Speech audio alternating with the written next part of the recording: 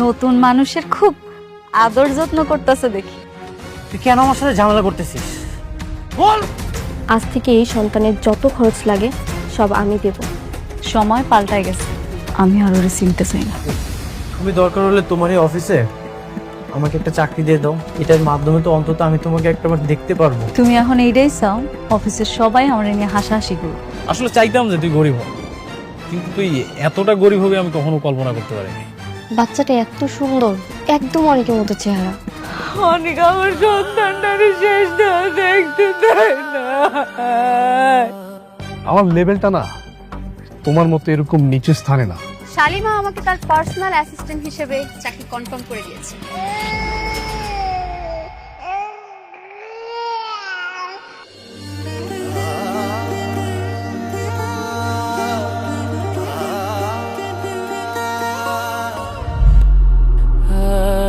আপনি কে?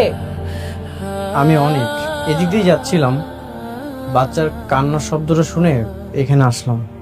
অনেক সুন্দর মাশাআল্লাহ। আসলে একা মানুষ তো, আমার স্বামী বাইরে কাজকর্ম করে, বাচ্চা সামলায় সব দিক দেখতে হয়। ছোট শিশু, একটু যত্নে রাখবেন। ওর মুখটা অনেক মায়া ভরা।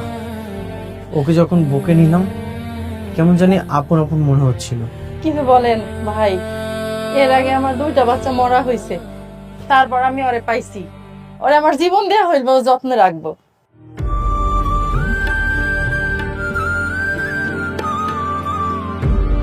আমার কাছে তো তেমন টাকা নেই, আপনি টাকাগুলো রাখুন, যদি কিছু প্রয়োজন হয় কিনে দিবেন। না না থাক, টাকা লাগবো না, আপনি ওর জন্য দোয়া করেন, তাইলেই হইব।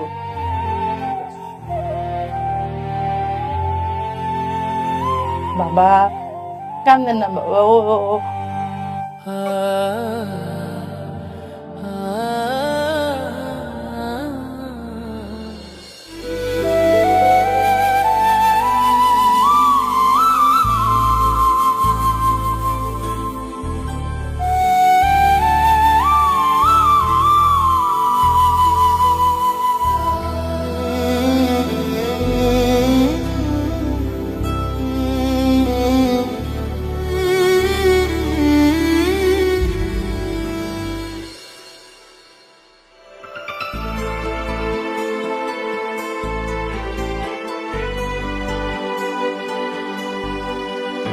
আঙ্কেল, আমি আর পারছি না, অনেককে সবকিছু বলে দেওয়া উচিত। হ্যাঁ, আরে কি বলো বোকা মেয়ে, মানে